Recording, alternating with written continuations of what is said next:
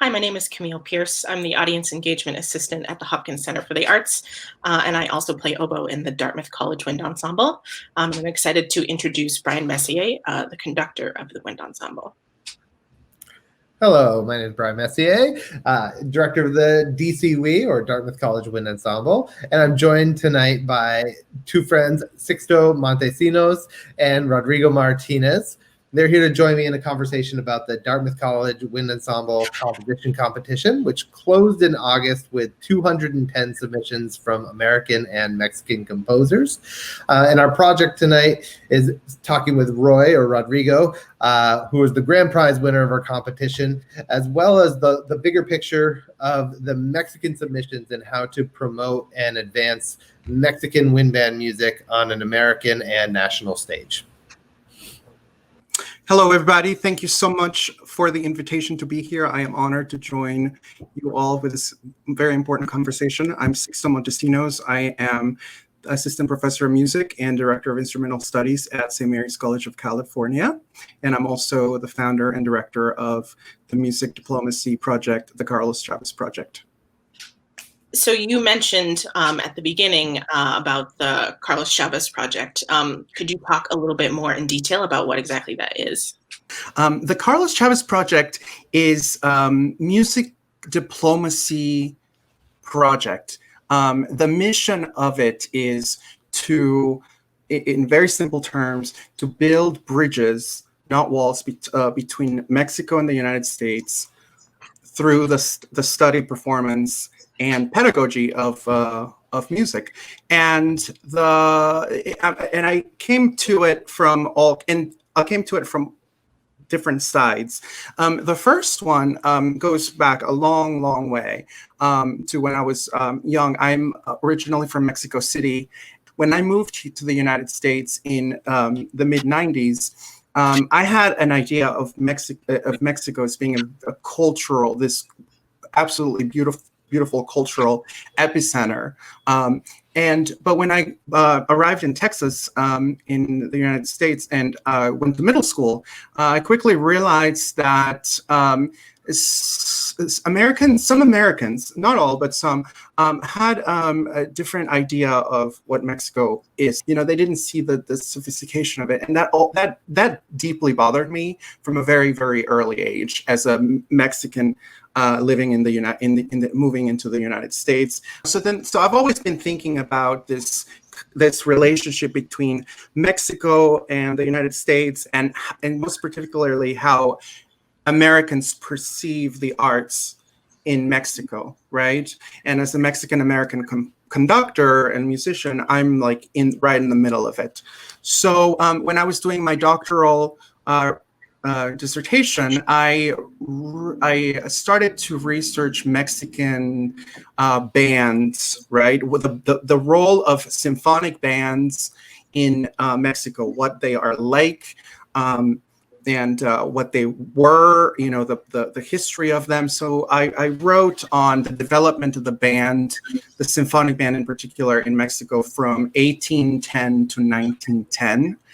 And actually, I found out a very interesting musical diplomacy collaboration that happened at an exhibition in New Orleans in 1885, where a symphonic band from Mexico was sent to the United States by who was then the dictator Porfirio Diaz, to represent Mexico in an international fair in New Orleans, right? So a lot of Americans heard this Mexican band, and it was they were playing transcriptions by Wagner and Verdi, but they were also playing Mexican music as well.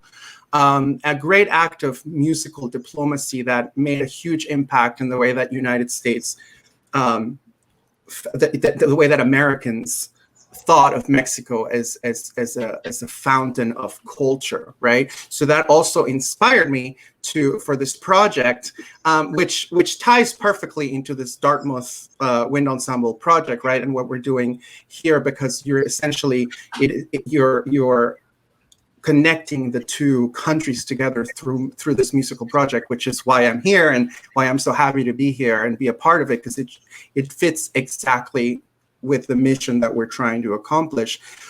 And so, Sixto, I mean, you keep hitting the note of musical diplomacy, which I think kind of encapsulates everything that we're trying to accomplish together. And so, what you bring in to the table is that historical knowledge, as a, both as a Mexican American musician, but also as an academic who has studied the role of wind bands in Mexico from 1810 to 1910. And on the flip side, we have Roy and the works that were created through this competition of a body of 48 original Mexican works for wind ensemble.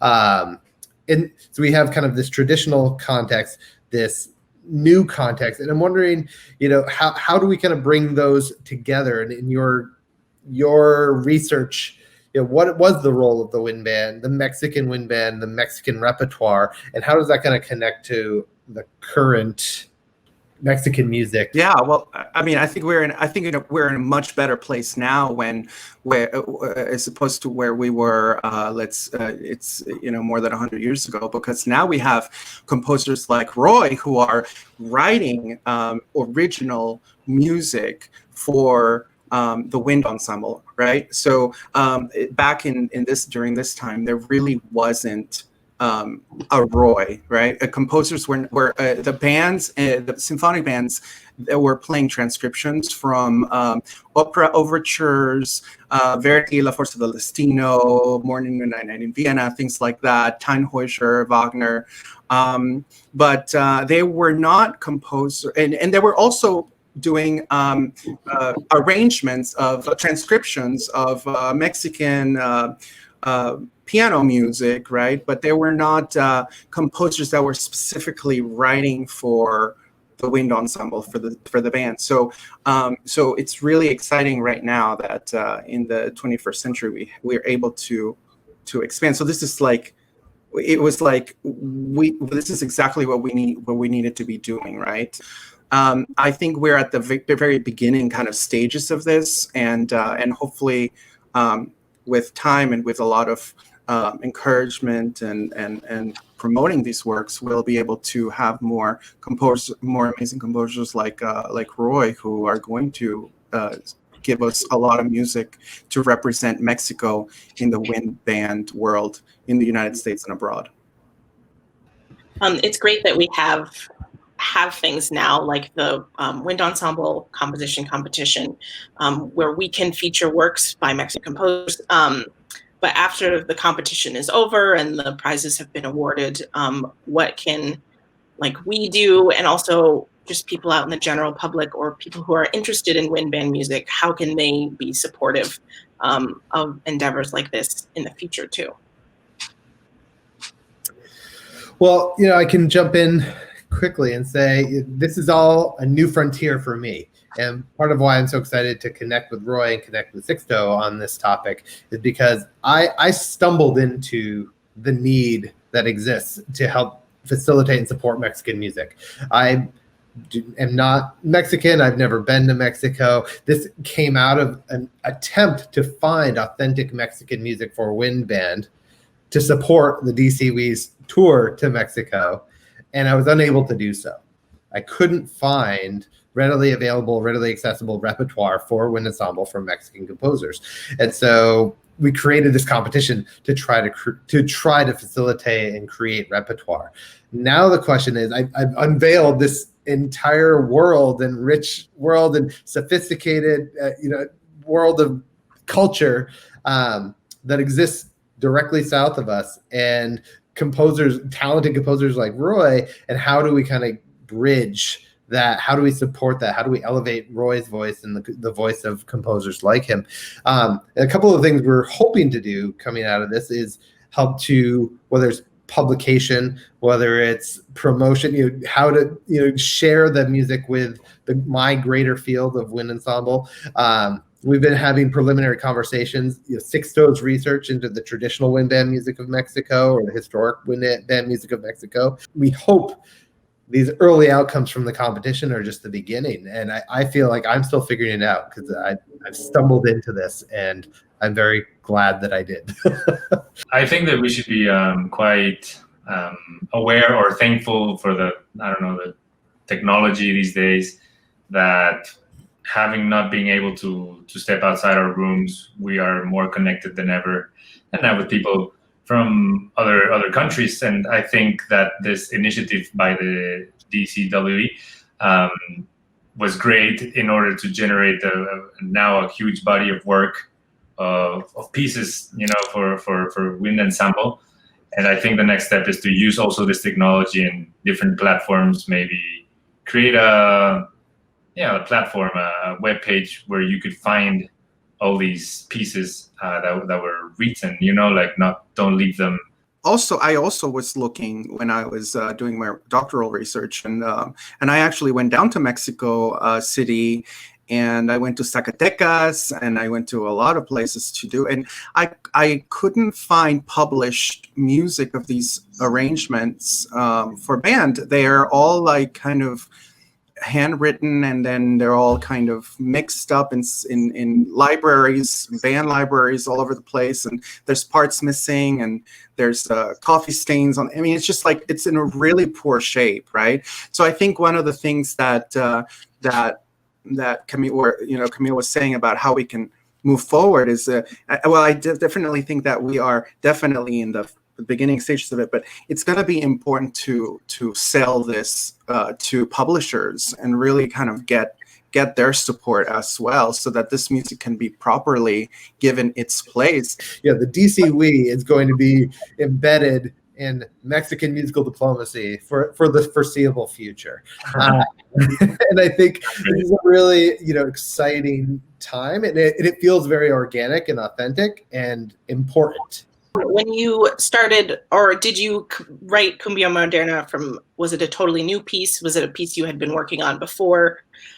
Or did you kind of create it solely for this competition? Well, as I was saying, it was like a really fortunate succession of events, because I was just with nothing else to do. Like I didn't have any idea of what it could be, of what it could become. So I was just like, I gave it a try to just do music from scratch and not actually think much about it. What I try to do when I write this type of music is channel the ongoing rhythm, the ongoing movement of tropical music that I really like, which gets you to dance. And in a way, I've always wanted for my music to channel this movement, this dancing, and prolong it in a way in which, I don't know, electronic music is really, really good at doing so. Just like a constant beat that might even actually make you lose track of time. And when it comes to tonal orchestral music or classical academic music, I really like the whole treatment of rhythm and harmony of American minimalism. So I was trying to channel this trance-like emotion, trance-like events in my tropical dance music with elements of minimalist music. So what I do basically is grab certain motifs of cumbia, which would be the accentuation of an offbeat, this time sort of movement, and maybe grab a certain motif of I'm trying to remember how it went. I have my keyboard here, and I'm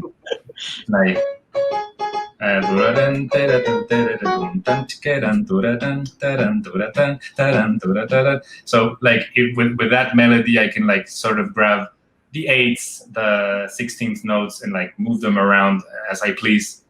What was really striking about the piece to me is, it has the minimalism, it has the kind of traditional dance music or cumbia dance music elements. At the same time, was completely vibrant and fun. And fun is not necessarily a word I would typically associate with all minimalist music. So and it certainly was not a common thread through the composition competition. As we listened to 210 submissions, that the overarching tone was dark, heavy, foreboding, and your piece was this vibrant burst of fresh air. And I'm kind of wondering what that inspiration was when you're sitting in your home in the midst of a pandemic and you came out with this joyous. This is something that I have not heard before. The cumbia based, the fusion with the minimalistic parts of music is absolutely wonderful, original, and I do think this is going to have a very long life in the wind ensemble repertoire. Thank you so much. That's so kind of you. And to be honest, like just between you and I did get inspired by John Adams' music. Yeah, Of course I did. of course. A couple silver linings from the pandemic, in that, you know, the pandemic allowed Roy to sit in his room by himself and take the time to write this piece. But also it's allowed, I know for me, under normal circumstances, the competition would have come, it would have gone, we'd have played a few pieces, we'd go on our tour to Mexico. But now we have the time to sit with it and really think about the bigger picture of what are our goals, what can we accomplish, and have a larger vision around our relationship with Mexican music, relationship with Roy, in this kind of musical diplomacy mission that I don't know that we would have really had the time to sit with and think about and pursue under normal circumstances. So I think some important work is coming out of the pandemic. And I think it's very timely, and I think it's more important than ever in our country. I mean, I don't want to get too political, but I mean, we all know how divided this country is right now, and we know how some people view Mexico and miss Mexico as our neighbor, and we should really focus on we got to learn from each other and listen to each other, but really celebrate Mexico's cultural diversity and contributions, and really appreciate it, and to know, and just to know that it's there and that it exists, right? Because just a lot of people just don't see past a taco bowl, right? I mean, or Chipotle, and it's not that. That is not Mexico.